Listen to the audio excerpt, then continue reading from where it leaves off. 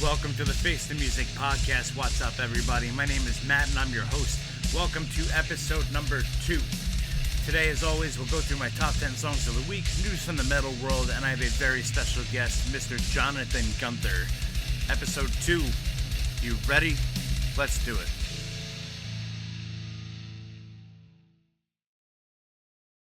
What's going on, everyone? How's it going? Everyone listened to episode number 1 last week? What did you think? Did I do all right? Thanks for listening again. This is the Face the Music podcast. Thank you for taking time out of your busy day to come hang out with me. We're going to get it started right away this week with our top 10. There's going to be a slight change in how I do the top 10 from now on, since one of last week's clips got stopped by the YouTube police. So you'll hear full clips on Spotify, and as always, you can listen to the full songs over on the Face the Music Top 10s playlist. Link is on all social media platforms, and as well, I'll have a code that you can scan at the end of the top 10 every week. This week, we have music from Killswitch Engage, Ginger, Electric Callboy, Orbit Culture, Tethered, Monolith Zero, Pop Evil, Avoid, Disturbed, and today's very special guest himself, Mr. Jonathan Gunther.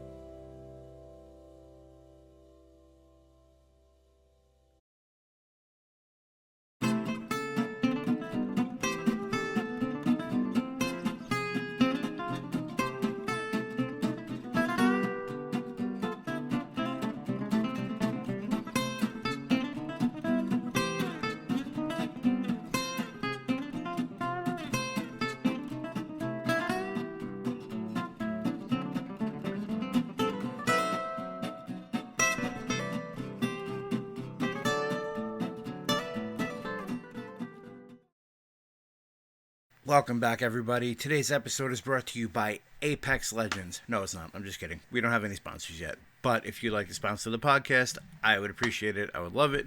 With Death, looking at you. Some quick music news and tour announcements just from the headlines this week before we jump into my conversation with John Gunther. I don't know if you've been following, but there has been a hell of a lot of drama involving the band Oceano. Oceano drama summed up. Band signs to tour with Attila and Dealer. Fans harass the band. Adam, vocalist of Oceano, says he doesn't like the fans anymore and the band is breaking up. They drop off the Attila tour. Oceano has planned their own small run for an end-of-the-road tour, and now one of their openers dropped off of that tour. Oceano dropped artwork for the tour. The artist came forward and said that the band had dismissed his art, ripped off his idea, and posted their own version of it. Oceano wipes out their social media pages entirely, leaving fans to speculate if there's even a tour. Escuela Grind replaces the band that drops. Oceano starts posting on social media again, and the whole time I can't help but believe maybe they should have just stuck with the Attila tour to begin with, because none of this drama would have happened. Also, enough with the fans bullying the bands, dude. Either go see the show or don't, but don't harass people over their careers. We all do things in our own jobs every single day that question our integrity, but if you want that paycheck, you do it, and even if that means you aren't fully happy 100% of the time. If you're into Attila, they're bringing a theater-sized tour package to smaller clubs. If you're local to Long Island, you can see them stop at Amityville Music Hall on March 26th, and this is featuring Attila, Dealer, Butcher Babies, and the band Dead. Metalcore lineup of the century just dropped with the Summer of Loud tour featuring Beartooth, I Prevail, Killswitch Engage, Parkway Drive, The Amity Affliction, The Devil Wears Prada, and Alpha Wolf. The tour starts in West Palm Beach, Florida, June 21st and goes through July 27th, wrapping up in Charlotte, North Carolina.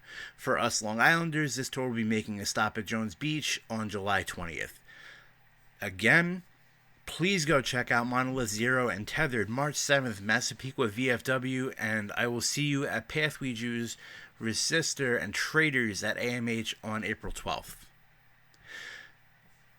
Weekly, I'll send out the reminder. My friends in bands, if you have a show coming up, if you have a new single, an album, an EP, let me know. I will do whatever I can to help your music, to help your news reach more ears. Now, as I said last week, from time to time, I'm going to be having special guests pop in, interviews with bands, so on and so forth. Well, today I have a very special guest.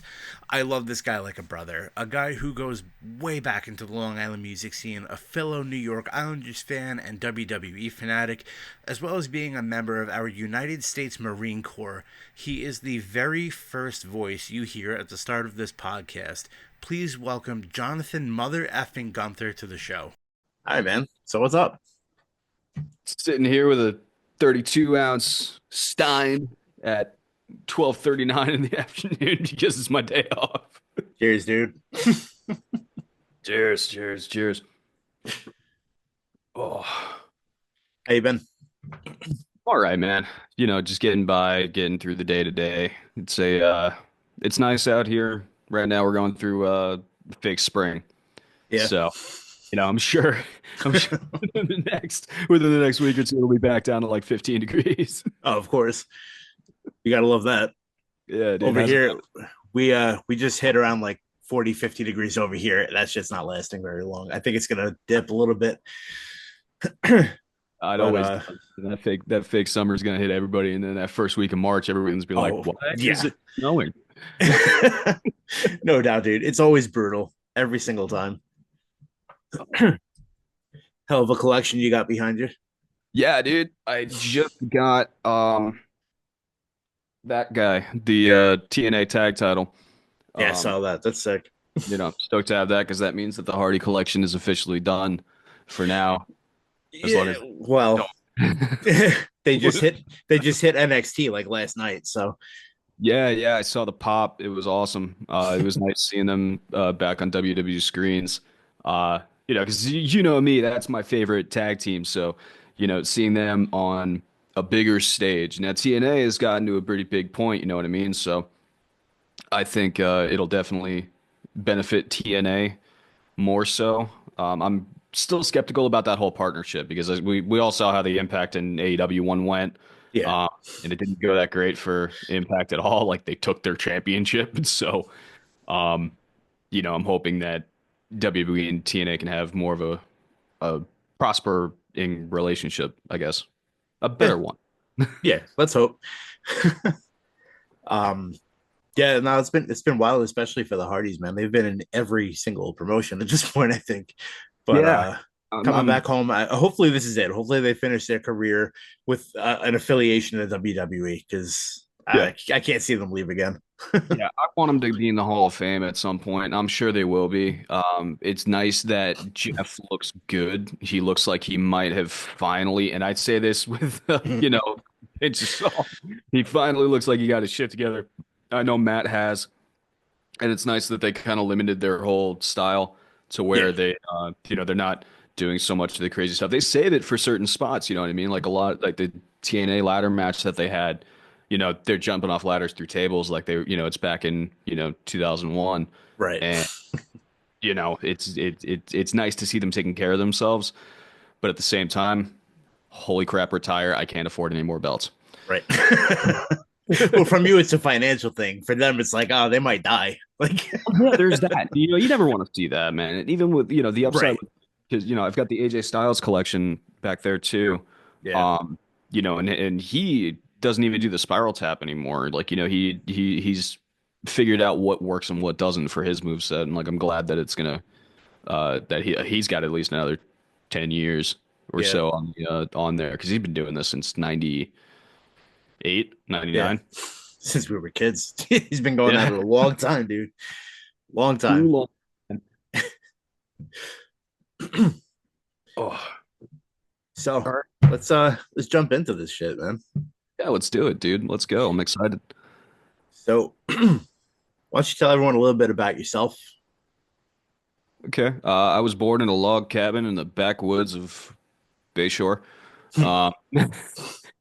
Yeah, I grew up on Long Island. Currently out here in Fort Wayne, Indiana, because I moved out here for a Sweetwater gig that didn't work out. Um, so but I stayed out here 'cause it's just a little bit easier to live. But got involved in music at an early age. Fourth grade, I started playing the French horn. So I'm classically trained in French horn for about 2, 3 years, and then I left band because I tried to switch over to percussion and play drums, and my teacher said, "Oh no, we don't have any spots. Uh, you got to stick with French horn." So I said, "Okay, cool," and I quit. And then uh, my parents got me a first act Walmart drum set that was probably made out of compressed cardboard, and that was probably around 14.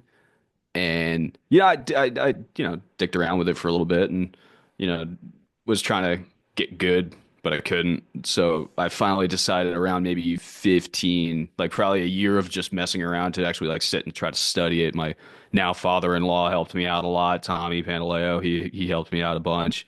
Milton Hernandez helped me out a bunch. My cousins Brian and Cliff were drummers back in the day, so they gave me their pointers, and I played my first gig at 15 at the Irish Coffee Pub in East Islip.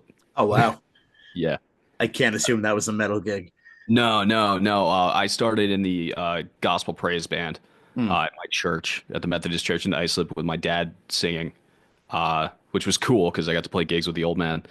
But I did that for a little bit, and then at the same time, we started Typhon Rising with my Okay. brother, Seidler Very and Dave. cool. And then they were like, "Yo, we should play some gigs." I was like, "Okay, I'm 17. I can't really play because they're all in their mid 20s. They're Yeah. all 8 years older than I am. So There's a lot it, of sneaking into shows with that. yeah, the upside was we felt when Even Flow was still open. God, I miss that place. When Even Flow was still open, we we talked to Danny and we were like, "Hey, this is the deal. He's 17. Is this cool?" And he goes, "As long as he doesn't drink, I don't give a shit. Just go Yeah. do." I'm not trying to get hemmed up. And we were like, "We won't let you down, sir." That was fun, man, and that's just where it all ups and downs since. It's been I nice. hear that. I miss Even the Flow, man. I miss that place so much. That was such a killer vibe to just be out there, man. Like even if you weren't playing, it was a good place to chill. Absolutely.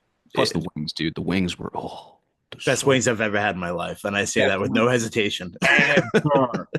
Best wings ever, man. I loved it when they. You remember, they Danny came out with the menu and it had wings named after like different bands. Like you had the Absolute Absolutely. Nation, wings, and it was just delicious. I loved it, man. When I was doing hot sauce a couple of years ago, that was my inspiration for that. Is that I wanted to do something to give back to the scene like that. So give bands a chance to advertise themselves on merchandise that people could affiliate with them. Yeah, Make it unique. I collect no profits from it, but the bands didn't which really is didn't do what it was supposed to do.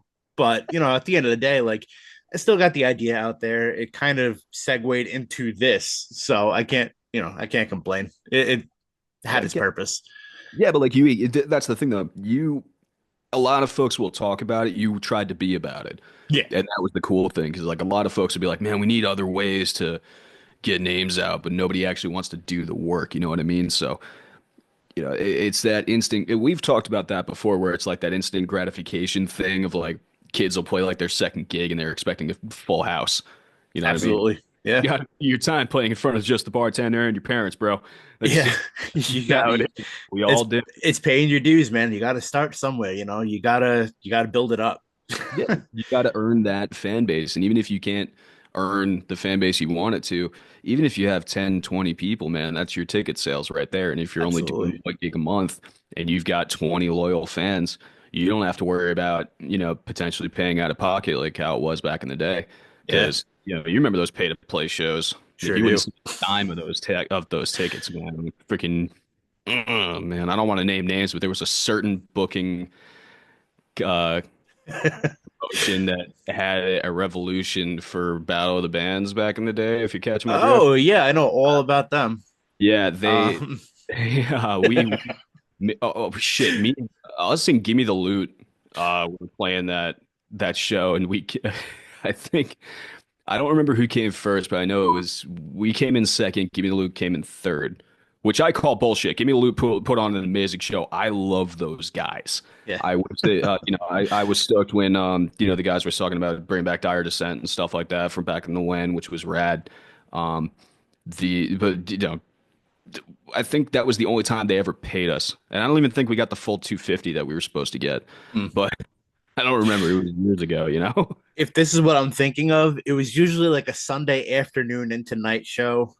hmm Like Yeah, 14 bands on it. yeah, no genre specific at all.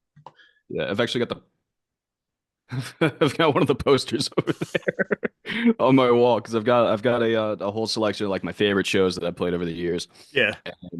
That show, yeah, it was a Sunday afternoon. It was a Sunday afternoon. Nexus Canvas was on there. I miss those guys. Reluctant Mortem, Oh man, what a great Kyler, band. Kyler and Aaron's band from back in the when.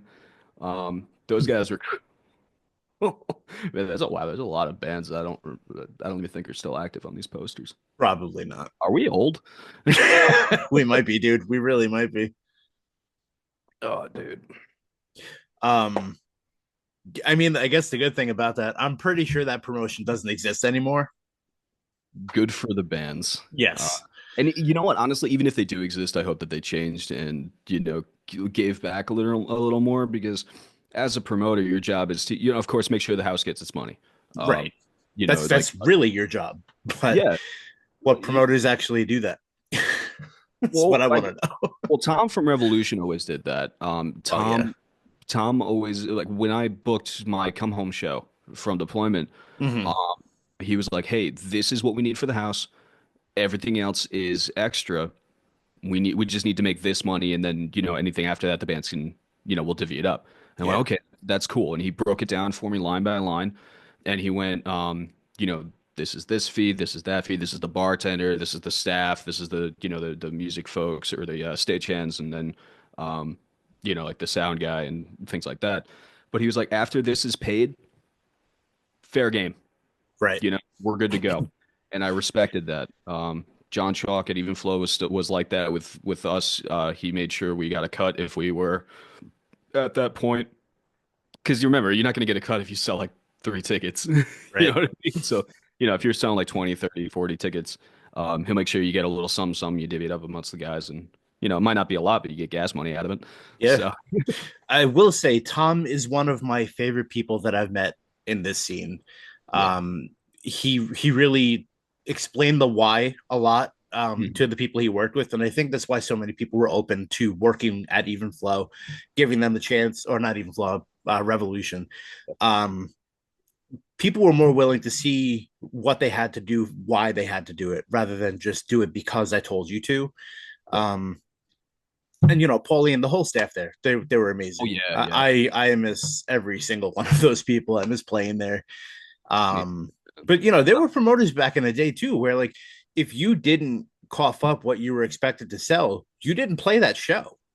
Yeah. You But got that's told to go home, and then they figured out the logistics of it after. Yeah, which I kind of get from a financial standpoint. You have to, you're putting on a show to make money. Right. And, you have to think about the staff that are working and things like that, like the logistics. And it was nice to see the back end of that on, like what we were saying with Tom. Yeah. Uh, but there would be some promoters, if you saw, even if you sold 19 out of 20 tickets, which think about it, man, that's not a lot of tickets Yeah. altogether. It's really not that hard once you know how the process works of how to schmooze your way into getting ticket sales. Um, but like even if you just came up short, they would still give you grief. Yeah. And of course you'd be like, well, hey, listen, I'll just fork over the extra $12. Mhm. I don't care. But they would be like, no, it's got to be, whatever. I'm like, dude, just let me play the show. You booked us for 25 minutes. Right. Like, we're At the end of doing the day, that's really like, as an opener, that's what it comes down to, is that like you're telling me that my time is not worth your money to begin with. So for me to do all the work, for me to hustle selling tickets, are you really going to give me shit over one or two tickets? If it was like we sold two, I get that. Yeah, I'll come and I'll tell you myself, like, we didn't sell anything. If you don't want us on the show, kick us off. Fine. yeah, that's fine. Yeah, we didn't work, so we don't deserve it. But like in a pay to play opportunity, and especially in a case where the tickets you're selling, if it's a $20 quota you have to meet, those tickets are probably $15-$20 each. You're handing Yeah, over a lot of money, you yeah, know. So to minimize it, that like you didn't do the legwork for the show. The bands did all the legwork. The bands did all the traveling, delivering tickets, making sure everything had its coordination, advertising. advertising. And then at the end of the day, you show up and you're told to go home empty handed. Like, you didn't even get the opportunity to fill the show. That No, sucks. that's why I liked in the later years of playing in the scene for myself and the guys. We did a lot more shows where bands were booking. Yeah, same. It's That's why I got into booking. Yeah, like that, where bands were booking where we knew, okay, this is our quota, this is what we got to hit. Anything else outside of that we can keep. Okay, good to go. And sometimes, hey, listen, I never played a show for like Muckraker's booking that they were Yeah, doing like Muckstock. I never played one of those shows I didn't get paid. Um, where I would bring in either above or maybe just at, and they would hell, they threw me like a couple extra bucks, and I would yeah, divvy it up with the guys. And like I said, before, it might not be the life-changing money, but it's a couple bucks towards gas, it's a couple bucks towards rehearsal studios, it's right. stuff towards making a demo or an EP or God forbid a record if you want to go that route, which never again. It's like I loved making the records that we made, but it was such a stressful financial burden. Yeah, And it really is. Like, you oh, have to know what you're getting into before you get into it, and it's never cut and dry. Like, no, no. I'm someone, I need to see the numbers. I need to see a full breakdown of everything before I sign the paper. And every single time I've gone into a studio, there's always been, well, there's more money for this, and we need more money for that. Yeah, And this is going to cost time, and it's this per hour. It's like, all right, so if you quoted us $3,000 for a full album, which is a damn good price, that's a like, damn good price. I had that one time. And then after that $3,000, we also had a bunch of shit tacked on. because like if you want Yeah, the thing to release, okay, now you got to pay more money because you got to get the codes for it. You got to have it set up a certain way, got to have it mastered a certain way. yeah. It's kind of crazy when you think about it that as a as a band, you think your expenses are just rehearsal studios, and then you start to think, should we take it seriously? Should we go into a studio? Should we make it worth something? And you find out soon enough it's cheaper to buy all this shit and record at your house than it is to pay someone else to do it for you. Right. And we tried that method with Typhon. Um, and I was the one doing the recording and the mixing, and I can't master with shit. I don't know how to do that. That's a whole different game. And now thankfully I've got a guy out here, Jason Baker, which cheap plug, Jason Baker mixing. He's the go-to guy if you want to send something to get a killer mix, if you make metal or anything like that. Um, He'll mix it, he'll master it, he'll do the whole thing, and he'll do it at a reasonable price, and it'll sound pretty slamming. Cheap plug. Uh, he, but okay, prime example. If you compare the songs that I recorded with Typhon to the stuff we did with Illusions at Mm. Westfall Studios, night and day, dude. Their stuff is 10 times better, and they've also got 10 times the experience. Like Lepardo was Yeah. he is a champion. He's got an amazing ear, and he's also a fantastic producer where he'd go, "Hey, that doesn't sound." He was doing both jobs. He Yeah. was going, "Hey, that doesn't." I was recording drums for one song, and he goes, "Hey, stop what you're doing. Come out here, and I want you to listen to this and tell me that it sounds good." And I went, "Okay." So I went out, and he goes, "Now you look me in the eye and tell me that that's the right drum." And I went, "Ah, you're right. Okay, let's try this again." It's like, but like he wasn't doing it nasty. He just wanted the best product. He wanted to get the best out of me, and that was my best drumming is on that record. Yeah, no doubt. It's like, my hips hurt thinking about playing that record. we we were in the studio with Burn Your Bridges, and Frank Matarazona at Voodoo was our guy, and Voodoo. he pushed Tyler so hard. I thought the kid was gonna break. We spent an entire day on drums, and we actually had a cut reel from that day of Tyler just getting mad after takes. Like it was one of the funniest things I've ever seen in my life. But the kid, like he was pushing himself, but Frank also knew how to hit every single head with Tyler.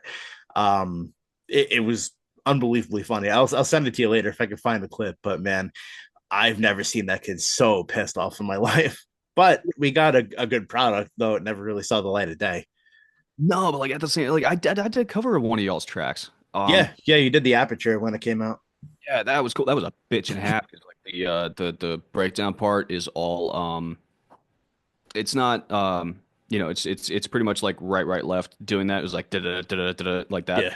Um and I remember I hit up Tyler and I was like, "Hey, do you actually play all three of those notes?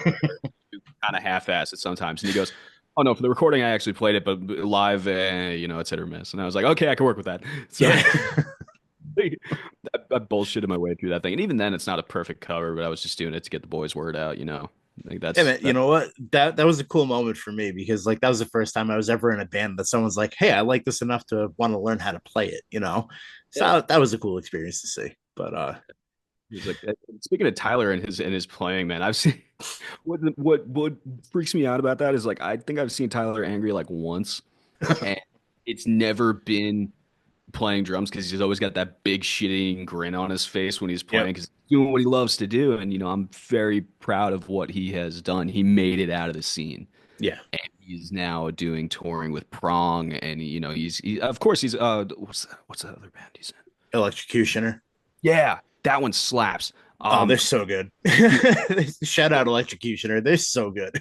Yeah, yeah. And I'm sorry that I didn't remember the name, Tyler. You can hit me about it later. But it's like, though, Tyler made it out, and I've watched him. He came through with Prong, and I went out and saw him and hung out with him for Yeah. a little. It was a super cool moment to see not only a Long Island boy out on the road, but a Long Island boy make it. Yeah. You know, he's Honestly, yeah. gonna be he's gonna be like Anthony Barone. Yeah. He's gonna be the guys that got out and made it, and now they're national touring artists, and it's gonna be so cool. I can't wait to see what he does next. Yeah, Tyler. I loved every second working with Tyler. It was a gift, honestly, that he wanted to even work with me to begin with. But to see everything he's doing now with Prong, he just launched another project. The kid never stops. I really wish I could remember the name of the project, but it's with Noel that he was in Syndicate with for a Oh, bit. cool. Um, he never stops. He never slows down, and now he's signed at least to a distribution deal, I believe, with Electrocutioner. So he's with Prong, he's with Electrocutioner, successful with both of them, playing out of state shows regularly with both of them. He's got another project on the come up.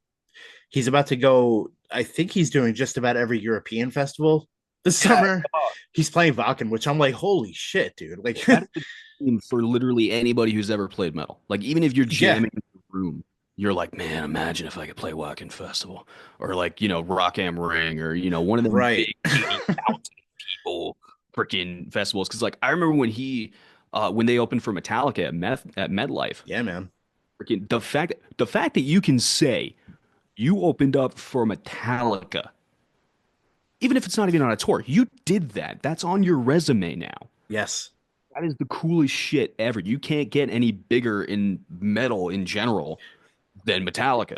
If you tack on the technicality of the fact that he also opened for Pantera, Ice Nine Kills, Five Finger Death Punch, and Yeah. Metallica all the same weekend, it's absolutely batshit crazy. Also, Overkill was the next show, like, and that was his first show with Prong. Now Which is that's nerve wracking as hell to begin with. You've never set foot on a stage with this band before. Your first show is a parking lot show for thousands of Metallica fans. yeah, If and that's they're not waiting. it, Like, like you're the kid, you're the new kid on the block. absolutely, man. I got to talk with a few of the guys in Prong when I got to see him, and of course, naturally, I'm talking up my boy, and just being like, man, this guy's he's a G, and they're like, yeah, kid's good. Yeah. It's like a couple times they would come up and they'd be like, "This next song was made before our drummer was born." God, either you guys are old or he's really young. So Yeah, both. they were all super cool, man. But I can't imagine pulling up to your first show with a band and them going, "Hey, we're going to be opening up for the Metallica tour out in the parking lot. There's going to be a couple, thousand people. Don't fuck up." Like If I'm not mistaken, that was the first Metallica show on that tour as well. that's wild. Yeah. That is East Rutherford, New Jersey. I'm pretty sure it was the first show of the eastern leg of the 72 seasons tour. Man. Like I said, that's a resume right there, man. Like Oh you yeah. put that on there and you just be like, okay, what have you done? Uh, where do I begin? Or So should we start at the top or yeah, he's like I'll gladly start at the two-man shows that I played back in the day, but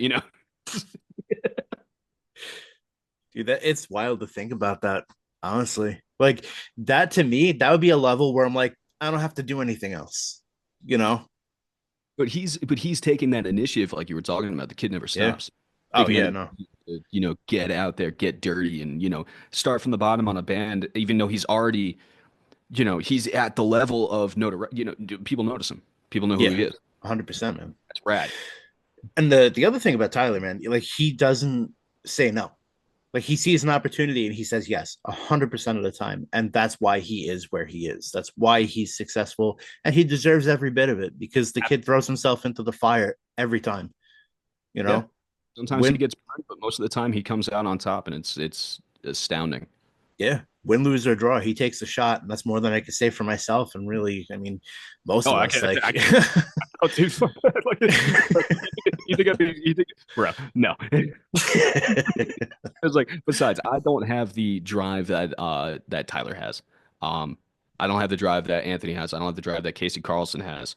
Yeah, Um, she's yo, dude, she's Casey's blowing up right now, dude. is like she is doing so many good things, and I've had the opportunity to see Nita out here twice, and I've Yeah, got to hang out with Casey, and I always tell her, first thing I tell her is, "I'm proud of you," yeah. because I remember that 15-year-old little girl at the in the side stage of Revolution, just showing me demos on her freaking phone of her Mm-hmm. doing. I'm like, yo, this is pretty sick, dude. That's rad. And then It's Now the she's the impact of social media too, man. Like yeah. she played the channels the right way. Like she got to where she is. She deserves it. Deadlands is a sick band. She's a Oh sick yeah. vocalist. Like hopefully that keeps her name in the scene. You know, she deserves it. She absolutely deserves it, and she's got a long way to go when it comes to Oh yeah. next things that are going to come out. You know, like what she does. She's going to earn every bit of it, and Hmm. she, she deserves everything. She's put in the work. She's like Tyler. She doesn't stop. Yeah. She always does something, and I Hmm. respect that. Can't wait to see what's next for her as well. Honestly, yeah. I mean, there's bands out here where I'm like, I'm waiting for them to catch their moment. You know, Yeah, Monolith Zero. I will stand by those guys forever. Nick Nick is is my a guy. Nick's a workhorse, dude. I love everything about them. Nick is honest to God one of my favorite vocalists. He's amazing. He's a hell of a songwriter. Like he knows how to work though, and he's smart. So he does everything with a plan. You know, everything is networking with Nick. Um, I would love it if those guys got picked up and took off and to be honest, I wouldn't blame them if they never looked back. They have paid their dues. Oh yeah, big time, big time. Those guys have definitely number one. They've totally paid their dues, and the best part is with these guys is like they're all nice. It's like I hate seeing bands where they're all dickheads making it. Nick is a genuine person. Yeah. I've had conversations with the guy. I played in a band for a brief moment with the guy, but like it was, he's so genuine, and he when he talks to you, he talks to you, not at you. Mm-hmm. Listen to you, and he'll give insight where it's needed, but he'll also back off and just let the other person speak their mind. And I love that about the guy. I want him to make it so bad. I have a special place in my heart for Nick. Um, when I was, as I said before, doing hot sauce with Face Music before it became this, Nick is the only dude that hired me to make a custom hot sauce for him, to sell it at his show, to get his brand out there. He's the only one that took that chance, and I will forever be grateful for him for that. You know, that's a cool move. It's real. It recognizes real at that sense. You know, like Mhm. he's a real good guy. I miss that guy. He also also total side note. He gives like some of the best hugs, man. Like Oh, he gives some of the best hugs, man. Like I feel safe in his arms. As weird as that sounds, it's like I definitely I feel him as a person, and he like I said, he's a genuine person, and I really hope the best for that guy. He's super cool. It's like I love those guys. I wonder what yeah, now we're shooting down bands. You familiar with Solemn Vision at all? Aaron's band? not entirely. They are a I don't know what because there's so many goddamn subgenres of metal. It's like I would call them like I think they described as melodic death metal. Hmm. Um, they are sick. Like I've got their record in my car. Um, and Aaron lets out this scream. I gotta find the song. Oh hell, I'll remember it at like 3 in the morning. There's this song on that record where Aaron does like a 21-second scream. Good God.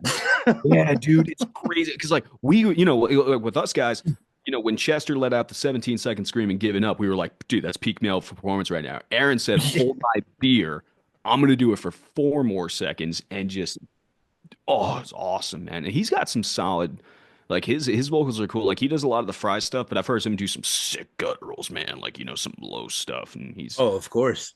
that guy's a talented dude. And I love how they did. I think they did a Canada tour. I think that did a couple other solid tours. Man, they made it out, and they were doing great things. It's like I hope that they are all thriving. They're all really nice dudes. I think the drummers, I followed the drummer for a little bit. He got a endorsement, I think, by Rain Symbols. I don't know what the actual company is, but they sound pretty rad. They're no Pisces, but they're pretty solid. I'm biased. That's all right. We all have our biases. Yeah, those guys were super cool. Are- Is what was it? I think I saw an advertisement. Maddie McAteer posted something. I think More Myself to Kill is playing a show soon. Um, I think they're still around doing stuff. Those guys were around when we back in the early days. There's like just doing little shows and stuff. I think I did a. Oh yeah, I'm looking at the poster right now. It was a. It was Absence of Salvation, Typhoon Rising, More Myself to Kill, and the three headlining spots of a show again on a random Sunday afternoon by you know who. Yeah. So that was a cool that was a sick show. I think I I got snowed out, but we still played. I gotta hit pause real quick. We are almost out of time, so I gotta figure this out real quick. Give me 2 seconds. Yep. So you were saying more of myself to kill? Yeah, I saw that they were playing a show. I think it was them. Matty McAteer, Give Me the Loot, Dire Descent, posted something about it, and I'm stoked to see that those guys are still doing work. There are also some really nice dudes. One of the guys, the drummer, he worked at Guitar Center back in the when, and we got to know each other pretty good. Um, the I'm glad that those guys are doing it. But when I was talking about the poster, that is a core memory of mine because when we got to that show at Revolution, and this was yeah, it was March of 2015, so right after that probable fake spring, and we we get there, it starts to snow, and we're like, all right, this ain't too bad.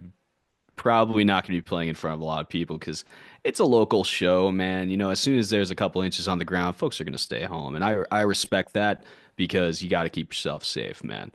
Question And for you. Segue a little bit. That show you said March 2015. yeah, You have that poster in front of you? yeah, I'm looking right at it. Is Logan's Room on that poster? No. Was it called Green and Scream by any chance? No, no, no. Ah, I've got it's no, y'all ain't on there. The I see Bending Over Backwards, Little Red Men, mm, All Way, Wither, Phosphate, whatever. It's like those guys. A lot of those guys were really cool. yeah. Yeah.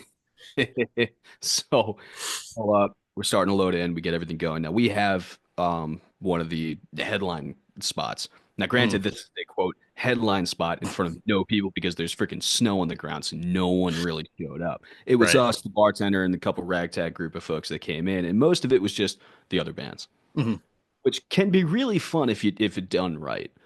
And we, so the open, I see a blue vehicle pull up, and out walks my ex girlfriend. Me and Krista were dating about 2 years at this time. So my ex walks out, and she's got her boyfriend at the time. I think they're married now, which good for them. mm. Um, and they were they go to, they're playing the show too, and I'm like, all right, cool, no worries. I'll stay. I'll stay over there and just do my thing. But I catch the dude like mean mugging me a little bit. And I'm like, I'm I don't want to. I'm over this, dude. Like, I don't want to deal with that. So, like, I went up to the Absence Salvation guys, and I went up to Scott, and I was just and Jimmy, and I was like, "Hey, just in case, you guys got me in case something happens." They're like, "Oh, bro, we got you. Yeah, don't worry about it." And, like, Jimmy will throw hands just for the sake of it back in that day. So, we were squared away. But what was funny is that they left during our set before we even started playing. They fucked off, and I remember watching them leave, and I went. I'm in a headline position and you were the first band, Mhm. 10 band show. That's all that needs to be said. But it was funny as shit, man. But honestly, so much time has passed. Yeah, I hope their marriage is doing fine. I hope they're doing good. You gotta grow up from that crap. That schoolyard bullshit. We all get over that. Yeah. And I don't need. I'm married. Man. I got a freaking wife and a dog to worry about now.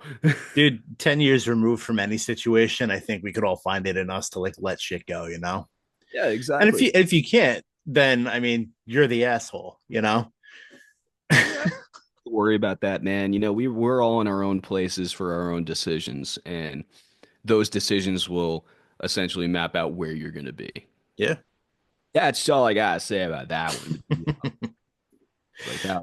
What was one of your favorite shows? Oh God, man. Um, one of my favorite shows. Well, all right. So there's different levels of that. There's favorite shows that I've opened for like a national act, and then there's favorite shows that I've done with all locals. Do Um, start with the locals, and then we'll go into the national bands. I would say my favorite show. Well, there's two. There's one I did with Logan's Room. It was our record release show. It was like June. Was that the Donkey? No, God, I wish. Speaking of places I miss, dude, I miss the Donkey donkey. man. Oh, No, this was at Evenflow. I'm pretty sure it was 2015 or 2016. Um, it's record release. It was our show. We headlined it. We packed the place out. It was so cool, man. It was such a good feeling. Like we had this big blanket drawn up with our logo on it. So when we were coming out onto the stage, we had the thing in front of the stage. We tried to big time it as much as we could. When we started, we ripped it off the ceiling and just it was off to the races. But looking out and seeing a packed bar full of people that I know and that I genuinely care about, like it was such a cool feeling. The other favorite, this will be just a hands down for me. The last show that we did, February 2020 at Shakers. That looking at that was, poster. dude, that was one of the most fun, rewarding experiences I've had as a musician. Um, That was a cool from from the lineup, it was you guys. It was Monolith. I'm pretty sure we had Letter of Mark on that show. yeah. But we did our cover of Break Stuff again, just a little reprise of the Revolution show. It's fun, That man. was so much fun. One issue I had with that cover is that I don't think my mic was on. I don't know.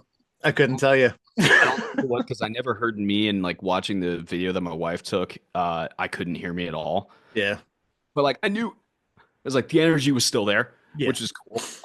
I was about it, and like considering that was a callback to that Revolution one. That was a bullshit. Didn't somebody's freaking get like guitar stop working or Something something like like? that. I think someone broke a guitar string Yeah. and I panicked. So while he was changing his string, I came out and started doing break stuff. Before I knew it, you were on the stage with us. Well, that's But because I was in the front, like I'm at the stage, and I'm freaking singing along, and next thing you know, there's a microphone in front of me. I went, "Yeah, fuck it, I've never done this before. Let's go." So up a bunch of stage, I still got that video saved because Carlson was in the crowd, and he got a sick video of it, and that's my one of my favorite memories, man. It's like that was such a bullshit. That was a good time, man. it was just the fact that it happened out of nowhere that, like, at least at the Revolution show, we definitely planned it a little bit more with the Yeah, Shakers show, but it was still cool, dude. It was the two times that we ever actually got to share a stage together in the same group. yeah. It's pretty dope. You guys Um, cover is Since You've Been Gone on that set. yeah, I yep. remember like that started playing, and I went, "Oh, now I want to do that one. That was really cool." Like y'all. If I'm not mistaken, we did Since You've Been Gone. We did um shit. Well, obviously we did break stuff, and I'm pretty sure we did a cover of Counting Worms. Sounds right. And in the middle, after the arf arf, we went to Feel Good Inc. before the breakdown. Goddamn throwback, Lena. It's like that was a cool show, man. That was a good vibe show. It Like that was. was good. Everybody was just in good spirits. Everyone was there to have a good time. I got to see Griffin play drums for the first time.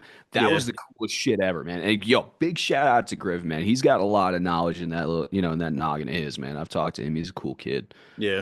He's doing the thing with Adam and the Metal Hawks, another kid that made it out, Yeah. and freaking monster. I thought Tyler was like him and Tyler are tied in my two top drummers that made it out the scene. Just that I've worked with. I never really got to work with Anthony Barone, but like it was like those guys, the guys that I played shows with, those guys are dialed in. They're human metronomes. Yes.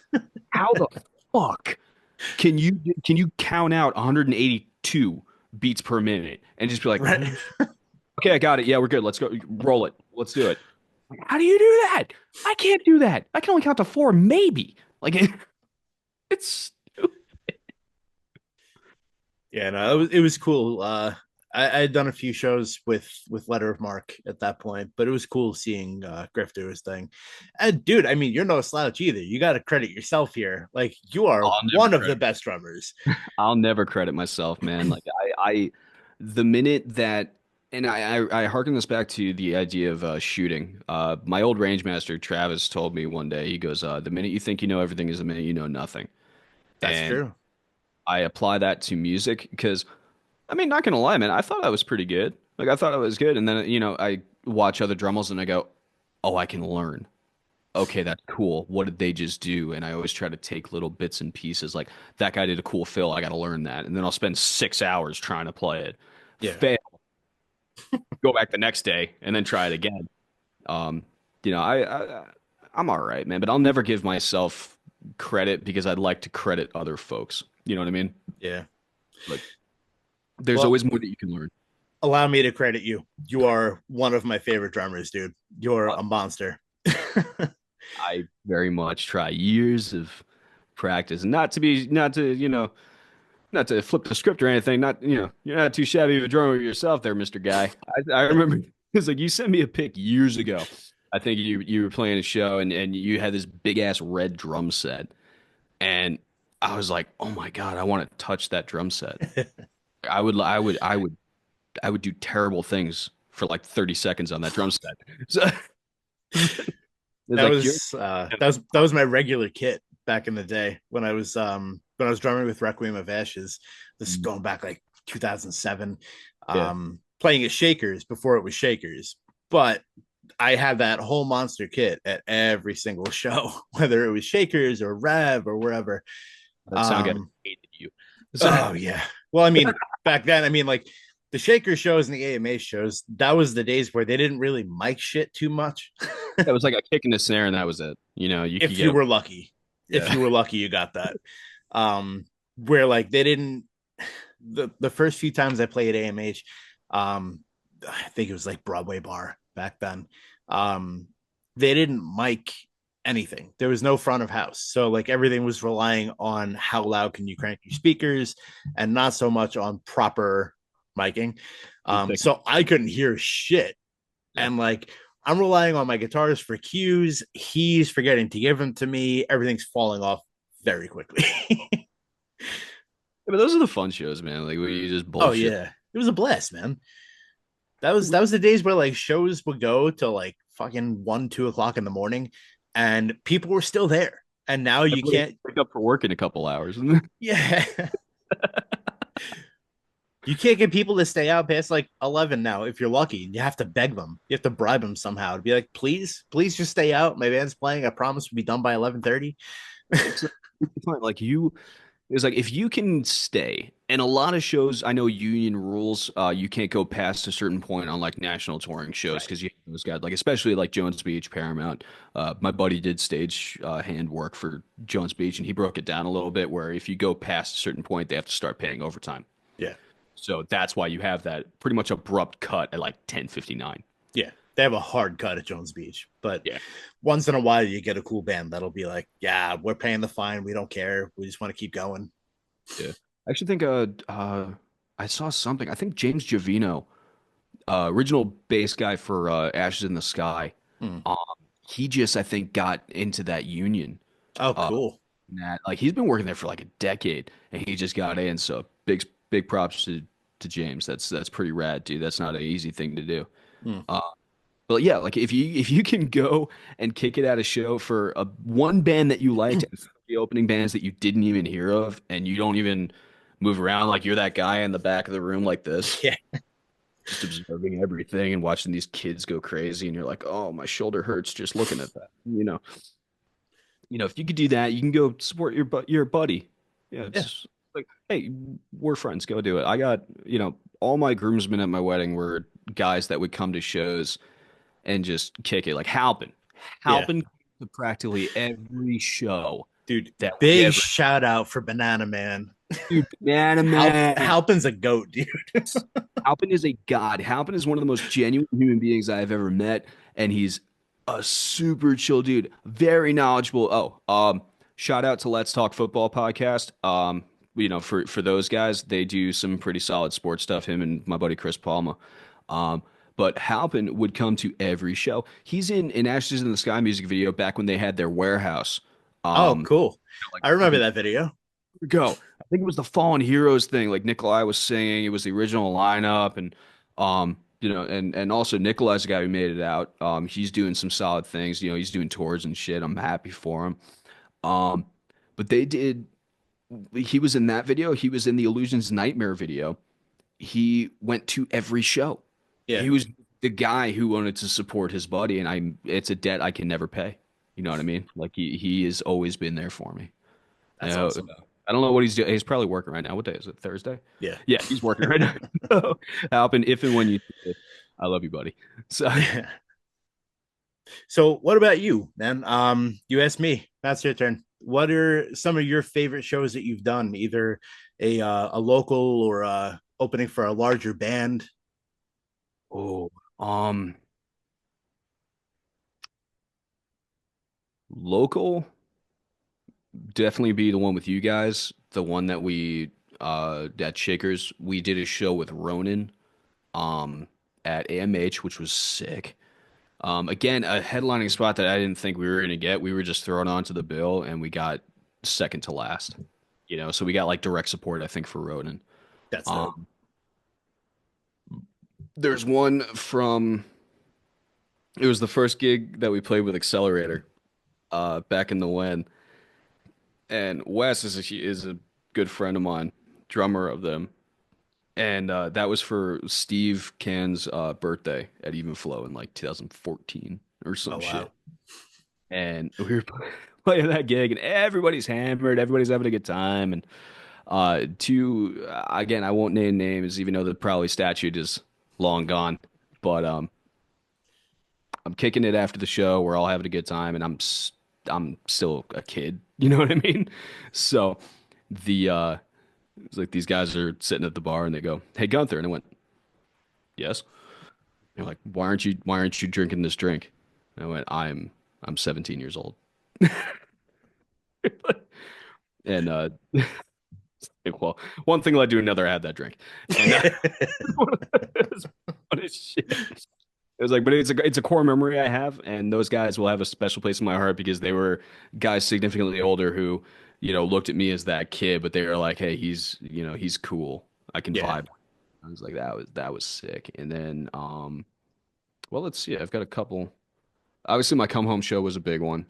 Um, that was that was a gaggle fuck, man. We were supposed to have a couple different bands on there, but they all weren't able to for whatever reason. So we stuck it out with Sons of Shadows, Newton's Interstellar Conspiracy, my buddy Chambers' band, that me and him served together, and then it was Illusions, and then Typhon. Oh, cool. And So you were pulling double duty. no, no, at that time they had Brody Oh, from okay. Real Fear playing drums. Now Brody is a monster.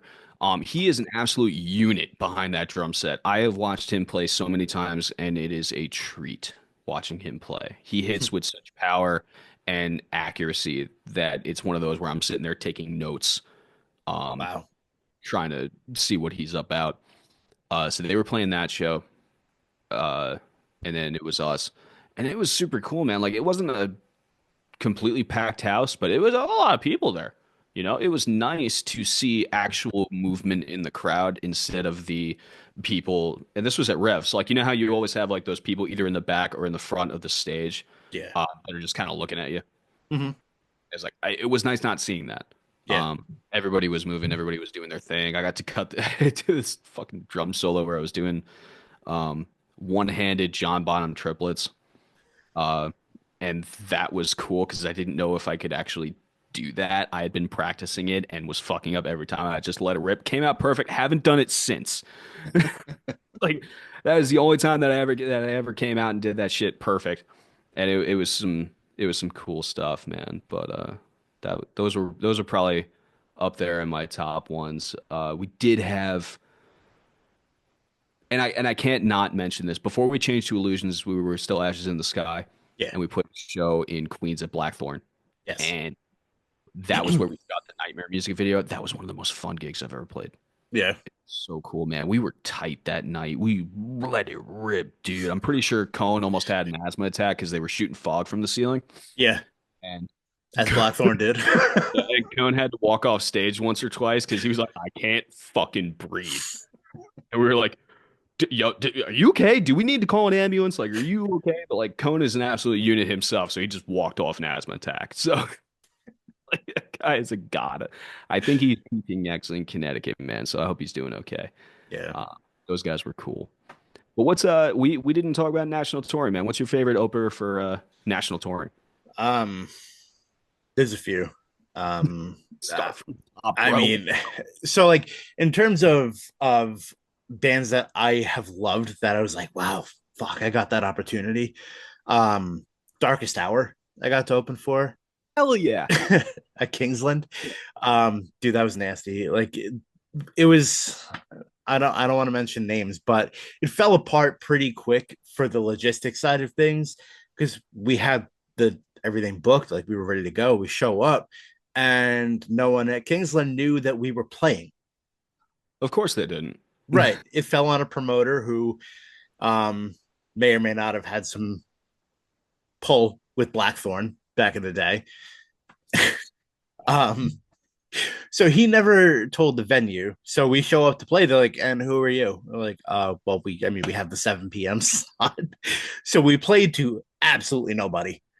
It was a empty room, but we still got to play with Darkest Hour, and they tore shit up when they came on stage. So it was dope. Um, Another one was back at Rev. We played. This is with Logan's Room. Played with Adrenaline Mob. So Adrenaline Mob? yeah, dude. Yo, man. Those guys were like the super group that definitely should have stuck around, man. Oh man, it's a shame what happened to those guys. It really is. But I mean, like, it's Russell Allen, dude. Like Russell Allen's a god in himself, and Mike Orlando, Michael one of Orlando, friggin' G. I dude, love that. one of the sickest guitarists I've ever seen in my life. And I mean, Portnoy wasn't in the band anymore, and unfortunately, this was right after AJ Perro died. Um, Rest in peace to him. He's a legend in and of himself. They had Chad Zeglia from Breaking Ben on that show. He finished up that tour with them. Hell yeah, dude. Chad's a G. Like, I love that guy. And then I forget. I don't know if John from Disturbed was still playing bass for them. I think at that That's point they had someone else. a good question. Yeah, he's a recognizable dude, so you'd know him if you saw him. Yeah. Yeah. Fred's just kicking But it. but yeah, no, they were amazing. They tore shit up, but it was less than a month after AJ died. So it was a very emotional show. It was a packed house. I did so much promo work for that shit. But I would say the biggest name, All That Remains, I got to play with. That's a that man, I don't know if you have that show poster. I would get that tattooed on my ass. Like, that's it open was that'd be rad. it was All That Remains and Unearth at Rev, and we landed direct for that. Y'all play direct for that? Hell yeah. Yeah. It was nuts. I mean, like, humble brags, humble brags, because it's life that we lived, but Cool we opportunity. we got to share the stage with Soul Searcher and open for Attila at AMH. I was at that show. Yeah. Yeah. It was I'll never forget, man. There was a dude dressed as a giant dick that crowd surfed the whole thing. Dude, me and Halpin were watching. Me and Halpin were there, and we were with Paul Brett of Atmosphere. Yeah. We were watching this, and we were like, "Is that a dick? Yeah. That's rad." Yeah, that's a big dick. And he got on stage with Franz. It was awesome. That was a cool show, man. That was fun. Just good times. It's good friggin' times. And that, it's a small brag, but at the same time, it's like I said before, that's a resume builder, and it's a super cool moment. Yeah, dude. Like, share the stage with these people. Right. It's like I'm totally with that. Like I'm stoked. I'm stoked just to play the same venue that like folks played. Like Yeah, Fozzy played Revolution. That's rad. Chris yeah. Jericho's one of my favorite wrestlers. Like I was like, that's a cool thing to be like, he stood here and I have to play drums and I'm all the way back there. When I was with Requiem of Ashes, I had that kind of moment. Yeah. Because like that was the one and only time I played the Crazy Donkey. But when we were there, we were opening for Non-Point and Drowning Pool. So I'm like, that's sick. I was using the same kit that the drummer of Non-Point was using. So I was like, I just shared that with this dude. But I've seen so many bands there, man. Like I lived there. Like I was at Donkey all the damn time. And like I saw Trivium there. I saw Darkest Hour there. I saw Machine Head there. I saw shit, like just even older bands like D. Snyder's son had a band. I Oh can't hell, remember their what was name. that? Baptized by Fire. Was that it? Yeah. Outstanding. Dude, I saw them almost every single time they played there. But like it's cool to step on the stage and be like, wow, they stood here too. You So know? history here. Like that was Yeah. freaking Dope played Revolution. I love Yeah. Dope. And thinking about that, and I'm just like, man, this is really sick. Mm-hmm. And honestly, thinking of trivia, this is how far back this goes, man. Trivium playing the freaking crazy donkey where they are at a level that they are, pretty much arena stadium band at this point. Yeah. They were playing a little spot comparatively, a Yeah. little spot. It was like that's rad. Such a journey. God, I don't know if I'm old or you're old, but The funny thing is, dude, that was 2009, 2010. Like that wasn't even not that far ago. that long ago. At this point, it was 15 years, but that was when Shogun came out. They had just gotten off of the Mayhem Fest that year. So that was their fall run. I think it was like Into the Mouth of Hell we tour or some shit. And the Donkey was their first show on that tour. Yeah. So that I mean it's cool. Like they have their little club days and then they moved on to like the Paramount and now they're working on arenas and amphitheaters. It's like it's cool because bands like that where they start at such a small level and you see them at that small level to see them where they are now, it's like, man, the come up is so real. Like it's so cool. Absolutely. I very much love that. And it's a good feeling, especially if you were there for the early days, like you said. Yeah. I'm totally with that, man. There's a band out there. I don't know if you know of them. I don't know if I've ever told you about them. They're called Orbit Culture. Yeah, I know agriculture. Yeah. So I've been a fan for a minute now. Going back probably like close to 8 years. They've been around for a long time, but I found out about them. Me and Tyler started like talking about them one day, and they're like, "Oh yeah, they're small. They were on Liquid Metal." Then during COVID, they had that at home Knotfest roadshow thing. They were featured on that. They had a 20-minute slot. It was them, and then I think right before or right after them was Tala. Sick. Like it was all these smaller bands making up this huge show. And I'm like, they're going to blow up so big, but I want to be there when they are still small. Yeah. And like I've followed them every step of the way so far. And I've seen them, their first tour here, I think it was 2021. They opened for In Flames. And like they played Webster. Like it was sick, but they were the first band on the bill. I'm like, these guys are going to be so fucking huge. Like, I'm so glad I got to see them here, see them when they're the opening band. I got to hang out with them for a lot of the night that night. Next time they came here was with Avatar. I love Avatar. Oh, I love those guys. So to me, that's a Swedish, like, that's a perfect lineup for me.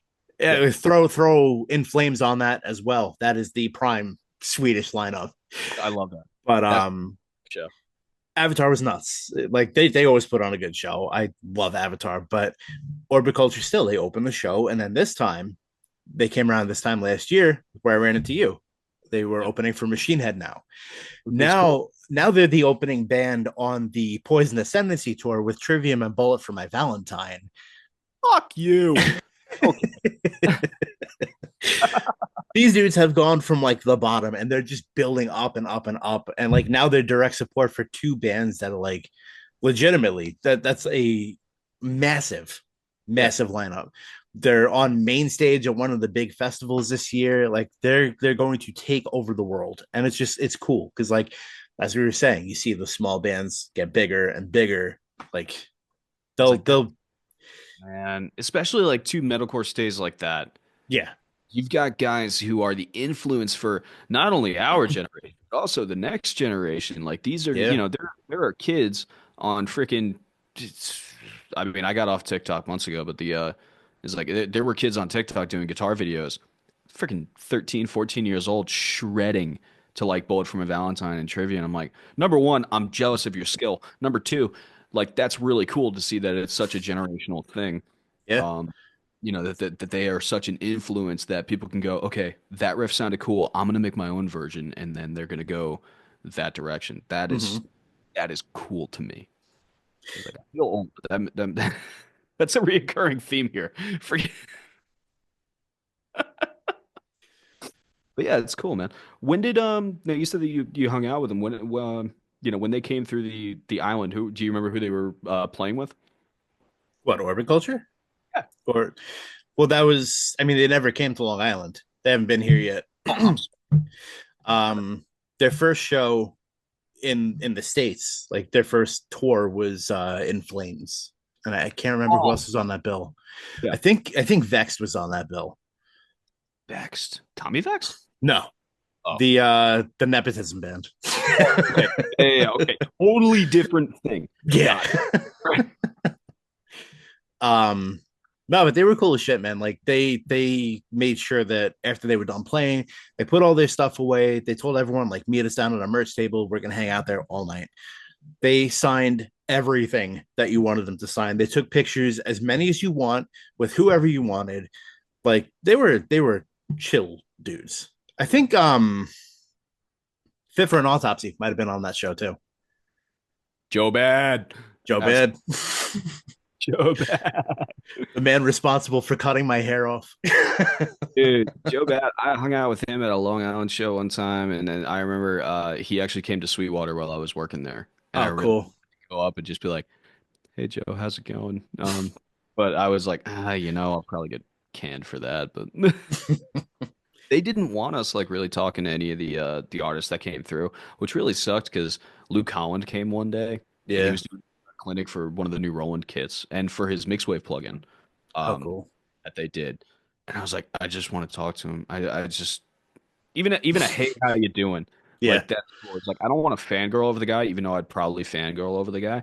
Um, but it's one of those where it's like I just want to talk to him, get some knowledge, anything I Yeah. can from that dude because he's a guy who was making videos on YouTube and then now he's playing stadium shows for Falling in Reverse. Mm-hmm. Like granted, his progression was a little bit different than everybody else's, but he's also made records with Jason Richardson. That Yes. guy's probably the best guitarist on the planet right now. Mm-hmm. So, All that remains made the right move with him. big time. I was They talking. snatched him up at the exact perfect moment. Yeah, he is the perfect complement to what Ollie was. Yes. Ollie was a legend in his own right. I Mm-hmm. was talking to Halpin last night about it because he hadn't heard the new record that they Oh, did. it's so good. Fucking So good. brutal. Oh, it's so fucking good, man. Like having Jason in there is definitely a game changer, and having Anthony being the perfect complement to him is just amazing. And the fact Yeah. that I got to see them live was one of the coolest things. We saw that was when Tallow was opening up for him, and that whole debacle happened. Oh yeah. Another Tyler story. Yeah, Paramount. That was a so I don't even think I know the full story, but I know enough where it's like, yeah, it's kind of fucked. I was like, what a dickhead store manager, man. Like, I don't, what a prick. Uh, thoughts and prayers. But the oh hell, were there any other headlining show or not headlining shows like national touring acts that you thought were pretty rad? Looking back on it, um, I mean, yeah. um, I I'm a big fan of the band Tantric. I think I'm one of their few I fans. don't think I'm familiar with them. They were they had a little pop back in like the early 2000s. They had a song Breakdown. There was a show called Reverb on HBO. I don't know if you remember this. All right. Um, it was primarily rock music facing, but they featured clips from dozens of bands. Um, so I love that show. And one day, like that's how I found out about Linkin Park. Like they had Linkin Park performing at a small club. They were doing One Step Closer. I was like, that's sick. That's so dope, and I love this. Um, I think like the next band they featured was Tantric, and they did their song Breakdown, and I was like, oh my god, I love that. So I went out, I bought the record, like amazing record. But they never really popped, never really got all that big, and it's a shame because they were one of the better bands from that era. Not a metal band by any stretch, more like rock, maybe alternative, like kind of hard rocky. I mess with that. Good shit though. Um, they were coming through the Emporium, and I wanted on that show. I wanted on that no matter what. So I reached out to the promoter. I was like, "Hey, Tantric's coming through. I see that you don't have any openers listed. My band would love to have the opportunity to get on that show." He responds back and he's like, "Oh, well, actually, the bill is full. We can't get anybody else on." So it's like, all right. It's like, whatever you say, fine. I reached out because this is the early days of social media. So, I mean, we're going like, I mean, not early, but early enough. Is this 2000, talking MySpace or are we talking Facebook? that's, I mean, Facebook, Instagram were still there. They just weren't what they are now. So I reached out to Hugo, the singer of Tantric. And I'm like, yeah, you know what? There's no way he's ever gonna see it. So it's whatever. It's just shoot your shot, but whatever. I was like, hey, I'm in this band. I see you're coming through Long Island. I'm a huge fan. I've supported you guys since like 2001. We wanted to get on the show, but we were told, Bill's full or whatever. So they can't make that happen. But I just want you to know, even though I'm not playing it, I'm still gonna be there to support you guys. Oh yeah. About a day goes by. I get an email from the Emporium. Said we can offer you an early slot, 7 p.m. You have to sell 45 tickets. Okay. I was like, 45 tickets. That's more than the band is going to move. But okay. It's like done deal, dude. So I messaged Hugo back because I saw he read the message. And I said, hey, dude, I don't know if you had any hand in this at all, but just on the off chance that you pulled some strings, I want to say thank you. And he's like, I'm always keeping my eye out for new talent. I was like, dude, that's so sick. Like this guy that I followed for so long just hooked it up so big for me. And when we were going on stage, I saw him right on the side of the stage watching us. After we were done, I was like, hey, could I get a picture? He's like, oh, don't worry. I'm going to talk to you guys later on after we play, but I got to go get ready. Okay, fine. I'm thinking nothing really of it. So, Gonna, you know. yeah, I'm like, this is the dream's already there. He already pulled the strings. I'm not going to push my luck. They go on, they crush it. After they come off stage, I said, hey, dude, like, you guys were so good. I appreciate like you guys getting us on the show. He's like, we're going to take that picture. Don't worry. But we're also going to hang out a little bit after the show. So don't go anywhere. I'm like, no way. So his thing back then is he's going to buy everybody a shot at the end of the show. Meet me at the bar, first come, first serve, buy everybody a shot. So I go grab a shot, take one with him, and maybe like, 50 other people, like the entire group that we sold tickets to. And he's like, all right, give me like 10 minutes. We're going to go chill on the bus. I was like, no, we're not. What do you mean? What do you mean the bus? Yeah, like no, we're not. We're not. You're just gonna like let me go stand out back in the rain, and then you're gonna drive off, and I'm gonna go home and cry, whatever. So, we go around back, and there he is. He's like, "All right, hey, you guys ready? Come on." I'm like, "Shut the fuck up! Come on." So he took us on the bus, sat us down, gave us tantric shot glasses, poured us all like pineapple Ciroc. I was like, dude, really? He's like, yeah, come on, let's do a drink. You guys are fantastic. He's like, I want to work with you. I want to have you come down to my studio. We'll record your album. Like, let's get it going. Like, I really want to see what happens with you guys. The whole time, I'm like, this can't be real. This is real. He's like, this is a dream. I'm gonna wake up to my alarm clock and I still gotta show up for work. Like this is Like the other guys in the band were just like, yeah, okay, whatever. Like they didn't really care. I was like, yo, this is a guy that I've been looking up to for like yeah, ever at this point. And I'm sitting on his tour bus with him, having a drink, talking about how he wants to record my music. Like that's fucking crazy to me. awesome. Um, we didn't end up doing it, unfortunately. We would have had to do a little bit of traveling, and just the logistics didn't make sense. So we ended up staying, recorded an album on Long Island with I don't know what the name is anymore. That sucks. I think he changed his name. I think it was New Royalty Records, but they were based out of Deer Park. I was mostly like a rap producer and engineer. But he liked what he heard from us. He gave us some damn good work, and that was the $3,000 album. A lot of money. It is, but it was a full length, 12-song album. I think it came out to like 38 minutes or something like that. Short hard rock songs, but um, he did his work. It came out great. I still try to listen to it every now and again just because nostalgia. But Big time, dude. I still listen to the Illusions record every now and again. It's like just to hear back and get some good memories from it, you know. yeah, The good memories that I can pull from it, it definitely I sit there and I'm like, man, I remember doing that one in the studio. And, oh man, Dave was so mad and I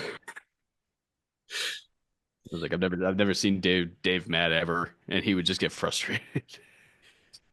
Dave, that dude he's such a nice guy, and I haven't seen him in so long. It sucks, man. I used to run into him all the time, and I hope he's doing okay. Me too. I think he's got a kid now, I think. Oh, good for him. And his lady, who is also a very, very nice person. He's like, I think they're doing okay. I Good. haven't talked to Dave in years, but he was always the guy to ask, "Hey, how you doing, man? Like, what's going on?" Yeah. He very personable, Hmm. and I very much loved that about him. You want to talk about a guy who just expressed love no matter what? Like I ran into him at a Trivium show at the Paramount. Didn't even know he was there, but he saw me and he came running to me and just tackled me after the show. Big hug. He's like, I knew that was you. I'm like, how? How did you see that?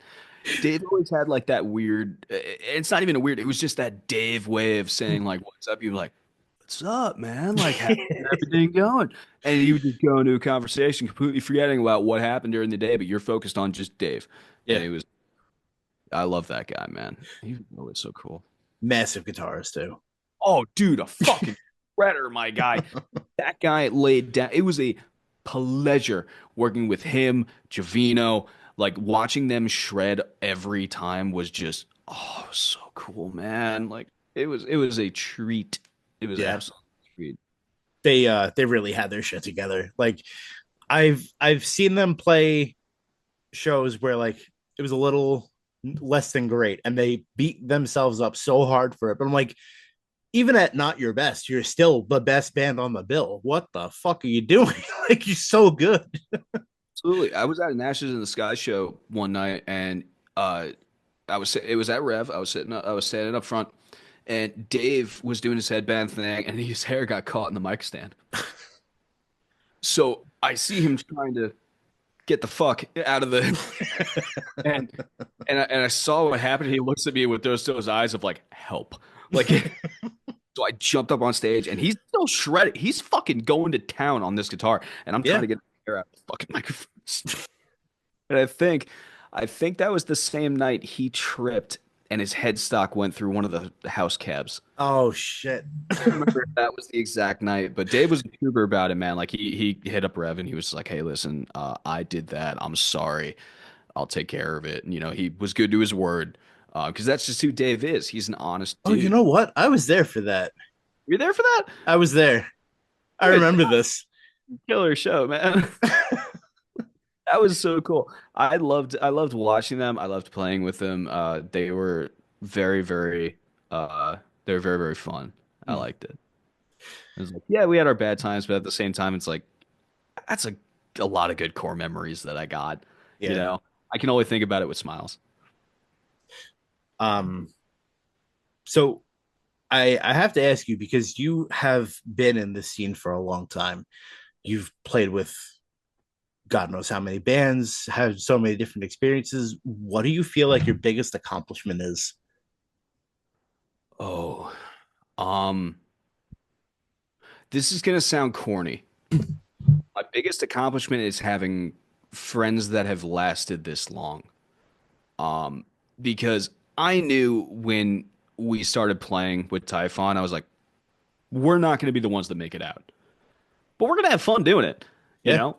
And we made a lot of good friends, and you're one of them. Casey's one of them. Tyler's one of them. Like a lot of good people came out of this.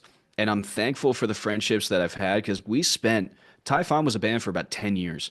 And 10 years in this scene is Mm, like a couple years in Hollywood. Like like if you make it past that, you're good. But like it's yeah. unheard of that you make it this far and you're still one that people can go on the poster and just be like, oh, I know those guys. Hmm. That to me was awesome. It's the friendships that I made along the way. I don't care about I mean, hell, I can count on one hand we had sold out shows, you know? Yeah. It's like I don't care about those. They were cool. Hmm. It's like that's pretty sick, especially when you're playing in the headline spot and you see just people. Like that was cool shit. But I'd say the friendships that I got because I learned so much from the people that we worked with, and I can't replace that. Hmm. Um, eh, a memory is like a memory of a sold out show will eventually go away, but I Yeah. still have friends that we can talk about it, and Hmm. it'll be coming up, and that'll keep it in history, which is cool. And even though that's not like history, it's my history. Right. I can deal with that, and I'm very thankful for all those connections I've made, all those people that I still talk to today, yourself included. Like I get the benefit of knowing those people and cheering them on from the sidelines because I'm not in the scene anymore, man. It's like Yeah. I'm happily retired. Um, I did my thing. I did it to the best of my ability, but I also made some really cool friends, man. Like I can take that with me and I can be happy Hmm. with that. Did I sell out stadiums? No. Did I Right. sell, did I sell a platinum record? Fuck no. Not even close, dude. I think I made 26 cents off of Spotify. Like it was like, but hey, 26 cents I didn't have. Right. Um, but I can be thankful about the friends that I've made. Uh, although it was that experience that got me to the position where I filled in for my father-in-law and I played a ALS charity show with his band because he broke his foot. Oh. And he breaks his foot. He calls me up and he goes, "Hey, I need a favor. Can you play double drums with me on stage?" So because he didn't have his lower body, he wanted to mic up my drum set to just the kick drum and then the Hmm. rest of it would be set, but I'd be off to the side of him playing double drums. And I didn't get the idea of that, but I was like, okay, cool. Let's try it. Gave me like 20 something songs. I had 2 weeks to do it. And I went, how big is the house? Like, what are we looking at? It's a charity thing. What are we talking like 500 people? I played that before. And he goes, 12 plus thousand, Oh God. which I went, what? So the whole time I'm playing this, I'm just like, just play it, just play it, just play it. Because he is uh, Tommy is he's another human metronome. Yeah. That guy can count out stuff just off the top of his head. Even if it's an odd time signature, he can do it. He's been playing drums for 50 years. The Hmm. guy's got enough experience that he can do anything. He can even do the speed metal shit. I've seen him play fast double bass, and you wouldn't expect it out of that guy, but he could do it. And we get to the show, and there's just people. Wow. And I played like a robot for the first probably 3 or 4 songs because I was so scared. But I think the final count at that show was about 14,000 people. My God. But it's the experiences that I got in the music scene and the experiences that I had playing for X amount of people, as well as knowing how to do my job. My job is not to be flashy. My job is to keep the fucking tempo and to play a show as I can and to make sure that, I can at least make somebody look good. And I mean, looking at you, Sadler, I'm kidding. But yeah, it was that experience that led to that one. Haven't come anywhere near since, and I'm okay with that because I don't ever want to do that shit again. That was scary as fuck. Yeah, Um, but that is my takeaway from all those years. very And cool.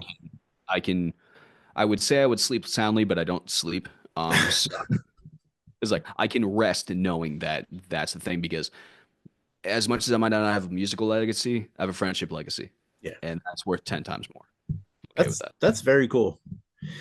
Very unique perspective to have, and I, I don't know if most people would reflect on it that way.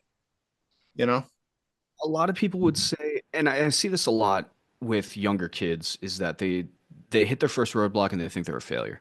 Yeah, It's like, man, we all hit so many roadblocks, man. Like you're gonna hit that so many times in life, and you can't hit that roadblock and not try to get over it. right. Because if you can get over it, that means you can get over the next one and then the next one and the next one. Because you're, 20 years old playing in a band and you thought you were going to have this amazing show and you have like four people. Like, Yeah, dude, it's okay. Play your heart out for those four people, man. Like, enjoy it. Just get what you can. Pay your dues, like you said before, man. Like, you got to do it. But if you can have something tangible to take away from it, whether yeah, it's a lesson or a freaking friendship or something like that, you came out on top, dude. There's a yeah, lot of people their whole life, their whole musical career, they don't make one friend. yeah. Like they'll have connections, they'll have acquaintances, they'll have best-selling whatever. If they made it, cool, good for you. What do you have at the end of that? Right. It's like, and I do not knock anybody who has made a career out of this. That is the coolest shit ever. And honestly, really wish I could have done it, Yeah. but I didn't.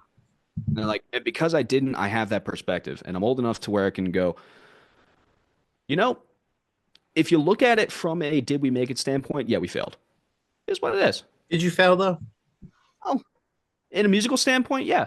In a musical standpoint, absolutely. When it comes to anything of like making it, I guess, yeah, I didn't make it, but at the same time, I made it in a different sense to where, man, I got some of the best friends I ever got. It's like I met some really cool people. I've got experiences that'll last until my memory goes, which should be about a week from now. And it's I can take that with me, and I'm okay with that. It's like I've come to terms with it. The only Like, failure, dude, the only failure is never trying, yeah, I gave it a you know? shot.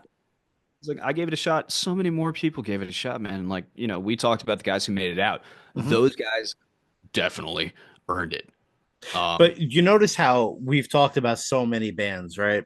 We've talked about so many people, so many bands, and only mentioned maybe three or four people that made it out. Well, It's there's Long Island after all. So well, it's Long Island, but at the end of the day, it's like, what are you doing to get to your goals? How many times you saying no versus how many times you saying yes?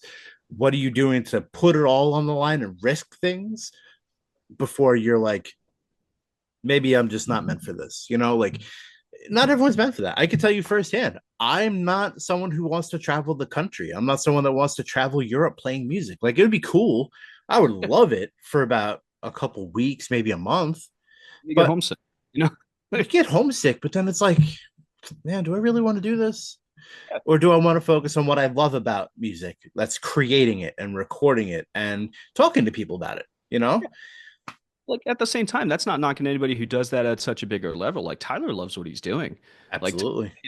Tyler's one of the guys that I can see, and just he's always got this big freaking, like I said, shit-eating grin on his face. Hmm. He's living the dream, and I don't think I'll be straight with you, man. I think I would crack under the pressure Yeah. of being in that level. He is made for that. I'm not. Right. And if I would have gotten the opportunity, I guarantee you I would not have made it through that first opportunity because I don't think I can do it. And Hmm. that's just me being a Debbie Downer on myself. Um, and it's not a talent thing; it's a mentality thing. I spent Yeah. four I spent 4 years away from my family through deployments and time away. Um, it's like I know how the homesick thing is.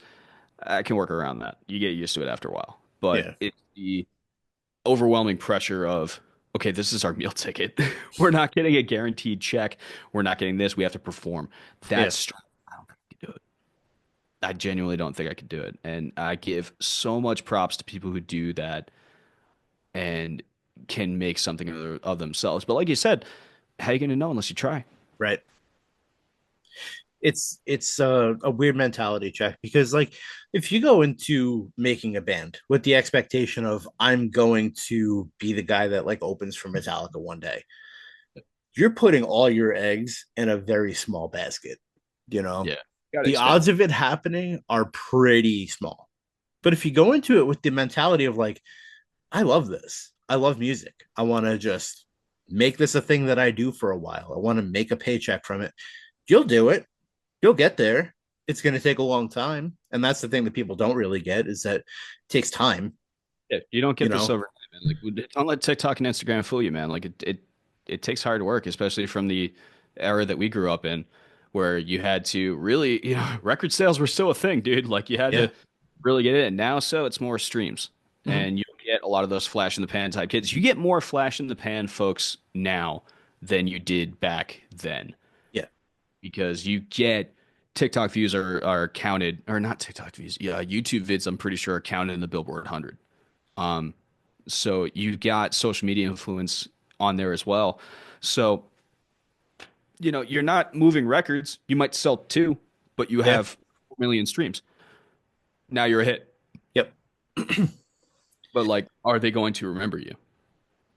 And that's the impact that you have to kind of force. You have to make them remember you for one reason or another. There's bands out there that are doing it for all the wrong reasons, but you still know their name. You're still talking about them. You're still posting about them. Prime example I have is guys that were there's a band called Scars of Life, and they were a oh, I love that band so much. Their drummer actually followed Typhon Rising once, and it was the coolest shit ever because I saw that happen, and I went, ah, like I fangirled. And those guys were around during record sales, and you had to go out and tour and make a name for yourself and do your own thing. They were never like a headline festival band, but at the Yeah. same time, they were a metal band that was like something that you could get behind. It was like that little promotion that could in wrestling, where like you keep Mm-hmm. them in the back pocket, like how ECW used to be before like they got the TV deal and all their fucking bands stupidly turned on them. Um, but it's like it was like that, and those guys, if they would have I feel like if they would have come out now, they would have gotten lost in the in the vortex. Yeah. But back then they had something. Like they were a thing. Trust Company, same way. Trust Company had a couple big hits that got them noticed, and then they were doing national tours and appearing on like TRL and stuff like that. So that's how it was done back in the day. You don't have that now. Well, Trust Company, they're a weird situation because now they're back. They came back, They but they're played playing one show. They played well I think the Blue Ridge Rock Festival. yeah, before that whole debacle happened. You know. But they can play on nostalgia. Yeah. They're at that level now where they can come back and play shit like when we were young. They could play Warped Tour, and people can be like, "Oh, you remember them from back in the day?" Yeah, let's go They'll check. have their crowd. The same thing with Taproot. They'll come back. They're gonna do their shit. Dry Kill Logic is announcing a tour. Like they're gonna come back and just do the damn thing. But it's purely based on like Nostalgia. I loved them back in the day. I can't wait to see what they're doing now. Like it's one of those I have bands. adult, so What's up? you got adult money to go see them now. So Yeah. I mean, back in the day, I saw them like they opened Gigantor at Jones Beach with like Life of Agony. So I got to see them like I would call it on the come up, I guess. It was 2005. So they were around, but they weren't, you know, yeah, they were playing like side stage, yeah, small side stage. they were prevalent, but they weren't like there. Yeah, I And get it. then that's the last time I got to see them. They kind of just they fell apart, but then they released a couple songs a few years ago. They were damn good. Now they're just kind of working their way back, which is great. But I love that. people just want to hear what they want to hear. They don't want Yeah, to hear new necessarily. The nostalgia bands, I feel like they have a rough go because they're going to make their money. They'll oh make yeah, it hand over fist, yeah, but they yeah, have to accept the fact that they are nostalgia. yeah. You And they're know, old, and they might not perform the same way that they did back in the day, and they might have to limit themselves a little bit. It's like an old time wrestler, like a journeyman, yeah, and like you might not have that same move that you could do or not deliver it the same way. It's the same way with the set. yep, Can I play a 1 hour set like I did when I was in my 20s and I'm currently 40? yeah. Probably not, but you can adapt, and that's how they'll Mhm. get through it. But you got to try. You know, And that's the overall message, man. If you don't try, you don't know. And I love that. So my last question before we wrap this up is how overall has metal music impacted your life? I know you touched on it a bit, but what's it done to you or for you? Can you pause the recording real quick? Are you gonna cry? Fart. I So my last question to you before we wrap things up, how has metal impacted your life? In the best way possible. My brother Mike showed me Linkin Park in like 2002, 2003-ish, and that led to Linkin Park was the gateway band for me. Yeah, Um, same. it was like that led me to, and this is gonna be a weird 180. It led me to Slipknot. It led me to Disturbed. It led me to Breaking Benjamin. It led me to Scars of Life. It led me to Evanescence. It led me to, and that was more my sister. My sister Katie was a big Evanescence fan back in the when. She would have the records on all the time. But it positively impacted me into the sense where if it wasn't for metal music, I wouldn't be on this podcast. I Mm. would not have the memories that I do. I would never have played. I probably would never have played in a band. Um, Watching Rob Bourne and Linkin Park play drums was Yeah, a big influence on me. Joey Jordison of Slipknot, big influence on me. Thomas Lang from Stork and all of his independent work. Thomas Lang's a freak. God. And like it wouldn't honestly, dude, without metal, I probably wouldn't have even met my wife. Yeah, It's like I would not have met her because I wouldn't have learned drums from her father. And we wouldn't have started dating and I wouldn't be happily married with, a wife and a dog right now. You know, it's like it has had more positive effects than negative. And the only negatives that I can think of is just shitty concerts I went to. yeah. That's it. Everything else is so positive and it's given me that outlet. It's let me write my own stuff. It's let me put my message out there with my own experiences like I watched everybody before me do. That's cool that I can share that opportunity. It's like the track of, again, cheap plug, my newest song that I did called Lucid Dreams. The whole concept of that was nightmares and various, I guess you would call them PTSD, effects.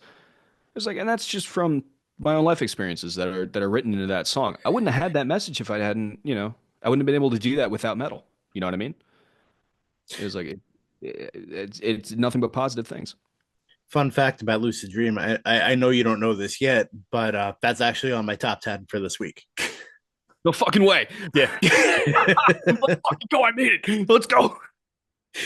Dude, that out of all the songs you've released, like that is just so good. It's so heavy. Like you feel the emotion in your voice for it. Like you feel every bit that you're trying to get out there.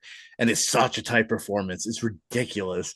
Dude, Um I what's just I love it, dude. I hope you release more. I really do.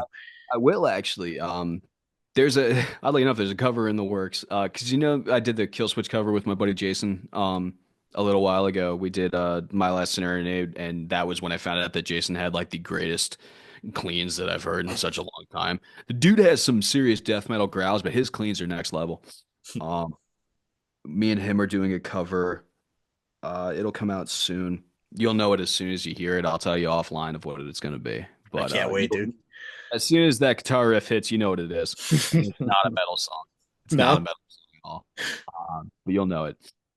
So we're doing that. I'm excited about that one. But like again, without metal, I don't think I would have moved out to Indiana. I'd probably be still stuck on Long Island working somewhere. I Yeah. probably wouldn't have worked at Guitar Center, which would have led me to Bobcat, which would have led me to, selling cars, to Sweetwater, to shooting and stuff like that. It's like I think it had such a good trickle down effect. Hi, honey. Uh, Dog. It had such a good trickle down effect on me that I'm a definitely better person because of it. What about yourself? Where would you be? Hard to say, man. It really is because I said it last week in the first episode, but like metal music like saved my ass. Yeah. It was not trying to like direct quote myself here or anything, but it was the voice that I didn't have when I was a kid. It was something that spoke to me that let me know that I'm not alone, basically. Like I went through a lot of bullshit as a kid. Like I got picked on a lot. I didn't really have an easy go. Um, Metal music came into my life at a point where I needed someone else to tell me everything's okay. You know, that's where bands like Linkin Park came in because like my friends got into heavier shit earlier. They tried to like get me into El Nino and Chimera and Superjoy, and like I wasn't ready for that yet. I didn't have my gateway, so to go from where I was, which was like classic rock and Eminem, to just go balls deep in something so heavy, I was like, I don't like it. But I found Linkin Park and I was like, there's so much more to this genre than screaming. Yeah. There's so much more to it than um moshing and being mad and resentful and like the whole like you hate your parents thing, which that was a whole load of shit because everyone I know like I you love my have parents. yeah, I love my parents too. I have everyone has their rocky relationships, everyone argues, but like do I hate them? Hell no. My Like dad's my like like it's such a bad stigma that hits so early, but like to hear a band speak to me like Linkin Park did. Then I found Mudvayne through Linkin Park and hearing their lyrics, I'm like, man, it's really truly okay to not be all right. You yeah. know, it's okay to find your way. It's okay to embrace the fact that shit's not really happening the way you want it to, or that you really just caught a raw end of the deal. Because there's someone else out there that knows. Yeah. And most of the people that like we grow up listening to, they went through the same shit that I went through. Like they were the ones getting picked on in school. They were the ones being ostracized. They were the ones being pushed out. They were the ones that were looked at like, oh, they're the black sheep. Like they don't fit in. All Yeah. right. Well, you know what? Neither do I. You know what? Like I don't fit in. I'm freaking 30, you know? like I needed that in my life when it came into my life, and from there I found my way back to Il Nino and Chimera and all the other shit that they tried to get on me early, but I had to find my way. And I don't know what life would be for me without it. I don't know where I would be if I would be. I don't know. Depression hit me hard as a kid, and it's something I've worked on my entire life. But at this point, like, of course, it's still there. It's not something that goes away, but you have your coping mechanisms. You have things that you could fall back on. Yeah. Machine Head being another one of those bands that they're tattooed on my arm for a reason, dude. Like their lyrics and some of their songs, ironically, some of the songs that their more diehard fans are like, oh, that's bullshit. Those are the worst albums. I'm like, no, those are the ones that spoke to me, dude. Those are the ones that I'm like, oh, this made me a fan. Like, I need that inspirational shit. I need the things that are like, everything's okay. Life sucks sometimes. Keep going. There's a light, you know? Um, Metal has been more to me than just a music genre that I listen to. It is quite literally the reason I have the friends that I have, whether it be you or Tyler, any of you guys, but like Tyler was one of my groomsmen, dude. Like Yeah. I love that kid. I wish I had, if I could change things about how I did my wedding, I would do things a little differently. I would open up who I can and can't invite. Like there would have Oh, been so many different avenues I would have taken. I know I don't have to tell you because like I did. I know you dealt with that too. I spent too much goddamn money on that wedding. Granted, it was perfect. It was a Uh, great night, man. I couldn't ask for anything more, and I'm glad. Actually, I could ask for more because as a husband, you want to give as much as you can, and sometimes, well, you just kind of can't. So Yeah. I definitely like to give her a bigger wedding, more flowers, whatever she wanted, stuff like that. But as far as I'm concerned, that was a goddamn great wedding. It was a lot of fun, and it was honestly an honor to be there for you. Cool. You Love it. are you are I one couldn't of have the you're one of the best people that I've met in this scene, and I take from that a lot. There's this people that you associate with, but then there's the people that you develop the friendships with, and like the people that I have the actual friendships with, the ones that we talk and text and just shoot the shit about things, like those are the people that I value the most in my life. And I can honestly say most of the people that I have that with came because we bonded over metal, you know? So similar to your answer from before, but truth be told, like it is the brotherhood that I have always needed, you know? And it got me here. Like, I mean, this is a small time podcast, but if you asked me 10 years ago, are you ever going to get on video and a microphone and talk about a whole bunch of bullshit? Like, hell no. I was terrified of this. Up until 9 days ago, I was terrified of this. But, jump in, do what you got to do. And, Look at like, yeah, look at me go, dude. Crushing it. I'm crushing it right now. But the goal with this, like, it's not only just to talk music and talk to people. It's to help people too, because I want to make sure that everyone knows that metal music isn't just that like that crazy satanic horse shit that you see on TV that everyone's trying to scare you with. It's more than like the behemoth bands, It's the it's like kind of cool too, though. It was like I'll give them their props. um there's more than just like the this is overly political, overly religious. Like there's a whole other side to this shit that saves lives. And Absolutely. that's what I want to key in on. I want to Um quick. You said it saves lives, and you also talked about how in the early days, you had your depression and felt alone, that kind of thing. And look at you now with metal music. To your point, of course, is like metal music is a way for us to get friends. mhm. It's like I don't think like all of my friends minus one, and he tolerates metal. This is like is like all of them are metal fans, and they all have their niche genres. Like my buddy Bates is a big country guy. I listen to country. I don't look it, but I listen to country. It's like I'm hip. Um, I might not know shit about fuck when it comes to pop music, but that's what I got my wife for. She knows what that is. Right. I don't know. I don't know what the hell they're doing. I don't know what a Chapel Roan is, but it she looked a little weird on TV, but it's like to your point, we went from being all the way down here with like nobody, and Mhm. now we can talk in our 30s of just like, hey, we got friends now. Yeah. You know, it worked out. It's not, it's not that bad, and you can use that to help out the next generation of kids. My little cousin Sammy was, was we talk about music now. Mhm. Her have that connection of music, and I remember when she was just a wee little kid. I remember when she was born.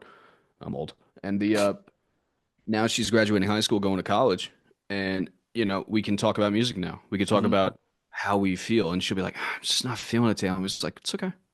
Yeah. Tell me how you feel. Like, get it out. Because if you get it out now, that's fine. Don't keep it bottled up like I did. Mhm. Like, if you get it out, that's important. It doesn't make you weak. It doesn't make you less of a person. Like sometimes, hey, listen, man. Sometimes you gotta have you gotta let it go. Yeah. You And do. it's like I don't care how big and strong you are, man. Sometimes you gotta cry. It's a whole different set of rules. I mean, not to throw gender role into things, but there is not a whole lot of focus when it comes to like the role of men with mental health. And a lot of guys are terrified to cry. A lot of guys are terrified to be vulnerable and to show weakness. And like, if you don't open up, if you don't expose yourself, if you don't embrace your weaknesses, and once in a while, cry. It's just water coming from your face.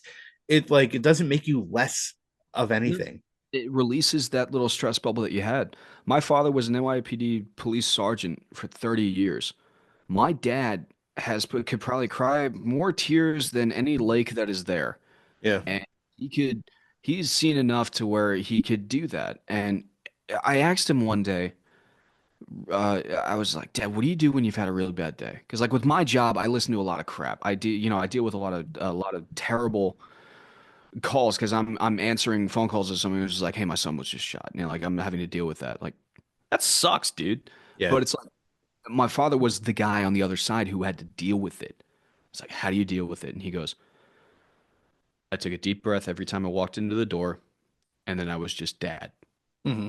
Dad never took his work home, and I admire that. But he would just be like, yeah, there were some times where I would take an extra lap around just because I had to get it out. and just kind of do it. It was like, if my dad, my big strong hero of a dad, can cry, you can fucking cry. Yeah. It's okay. It's all right, buddy. Listen, I'm not gonna look down on you. Now, if you make it a habit and you start posting it on TikTok, all right, maybe you're a little bitch. But the There is a varying level to that. yeah, if you're doing it for clout, I don't care. If you're setting up a camera just so you can cry in front of it, then there's a little bit of a problem. You're doing it for the wrong reasons. If you're like this is to anyone listening. If you're in a place where you're stuck in life, if you feel like there's no way out, if you feel like no matter what you do, you can't get ahead, wait, be patient, keep working, because it's going to happen. It might not happen the way you want it to or when you want it to, but you got to keep going, because if you give up everything. If you keep going, if you find your way, you're going to love the payoff. It may take 20 years, but when you get there, you'll never have a better feeling in your life. And you made it. Yeah. It's like, if you can make it to the next day, you made it. Yep. It's dude. Like I've lost enough friends over my time, physically and through various means, um, where I know the value of what your life is. Your life is worth it, dude. It's like, 'cause you know that even if you feel alone, there's at least one person that gives a shit about you, Mm-hmm. and they're gonna be, like they can help you.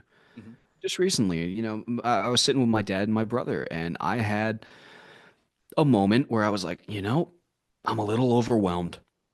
And my brother and my dad sat there and they listened, and then they gave their experience, gave their advice. It was great.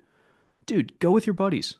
It's like, go hang out, go to the bar, get a drink, just shoot the shit, make it a joke. I don't care what you do, but it'll get it out. Mm-hmm. It's like, we all joke about our own, things so much that realistically, if a doctor looked at all of us, he'd go, room 204, and just keep going. But it's one of those where it's like, dude, you can talk it out. It's okay. Mm-hmm. I'm glad it's destigmatized to the point where we can talk about it. Yeah. It sticks a lot more people in harms. You have to be strong enough to admit that you're willing to talk, though. Yeah. And if you can't talk, give it to something better. Give it to something bigger than yourself, whether that's a religion, whether that's music, something. Put it on something to get it off of you. That's why I fell in love with music. That's why I relate so much to it, because I didn't know how to communicate it. And that was a time, like you said before, you're 30. I got 7 years on you. I'm turning 37 next month. It was a different time when I was in high school and you were in high school. When I was in high school, I had a lot of people that took their own lives. I had a lot of people that were self-mutilating and cutting, and that shit's so fucking weak. It's so weak. Like, I understand why you do it, because you feel like you got to get some sort of release, but that's not the way, man. Like, Yeah, there's other ways to do this. yeah, you dozens. You have to get to that point, and it's the community of metal, honestly, that will help you go, you know what, maybe I can talk to somebody. Maybe I don't have to put this all on me. Maybe I can sit with somebody and just, hell, even a hug. Mm-hmm. It's like a hug releases so much just stress. And like when I got home from deployment, I gave my wife a big hug, and it was just one of those where, like, I finally, Yeah. I released. And then when she finally moved out to Indiana, and I wasn't living alone anymore, and I had somebody here, and I gave her a hug, and I was like, it's okay. Mm-hmm. You just have to do that, man. And it's like, even if you never have a significant other, or you don't have a wife or a husband or anything like that, it's like, dude, your best friend, shut up. Give your best friend a hug. Like, it's like, give your best friend a hug and just watch yourself relax. And it's the coolest thing ever, man. It's like, I am the biggest anger dude all the time. I have resting bitch face for years, man. Like, I always look angry, but if you talk to me, that immediately changed to, hey, how's it going, man? As a smile comes up. It's like, I always just have this face. That's just my face, dude. Don't yell at me. The amount of times that Rosalie just sees me like staring at nothing, she's like, "You all right?" I'm like, "Yeah, Yep. why?" Because you look like something's wrong. I'm like, "No, I'm fine." That's my face. You marry this. Like, no, this thing just does shit sometimes. I don't even know what it's doing. Like, Krista will do that. Like I'll be sitting there. I'm not even watching TV. I'll just sit there. She's on her computer working or something, and she'll look over and she was like, "Are you okay?" And meanwhile, what she sees is this, and like I'm just not. I look like I'm not having any of it, but in my mind, I'm going. Everybody asks where's Waldo, but everybody asks how is Waldo. These are the thoughts that are going in my head. It's like that meme. It's like, oh, he's probably thinking of the girls, and meanwhile, I'm trying to find out like the equation for, the art of a dying star, you know, and I have no knowledge of astrophysics. Like that's just how it is, man. Like, but the main message is exactly like you said. Like, it's okay to open up, man. It'll get better. You just gotta wait. You gotta put in the work a little bit, but hey, man, if you have one friend, you're good. Yeah, man. And like, a couple of years ago, when me and Rosalie were in our car accident, Scared that the was shit. it was serious, and like I didn't know what was gonna happen. I didn't know what just happened after it happened, and the whole time I'm thinking like, are we gonna be okay? You know? And I talked to everyone that I could think of that needed to know that night. Yeah. And then anyone that I didn't tell was already messaging me. But in that moment, I'm like, in the blink of an eye, someone almost took my life. Yeah. They were driving drunk and they hit us, and we both almost died instantaneously. And from that point on, like, I'm never going to not tell my friends that I love them ever. I'm going to hug them every time I see them. I'm always going to say that I love them. I'm not going to hide behind this wall of masculinity that everyone pretends to have. Like, the most manly people are the ones that could admit feelings like that and say like, you mean something to me, and I'm going to tell you about it. And like, it's a thing, because like, you served, you've seen your fair share of shit, and like you come home and it's like home is still home. Everyone's still here, but I'm sure makes you appreciate everything all that much more. That's why I give all my buddies hugs.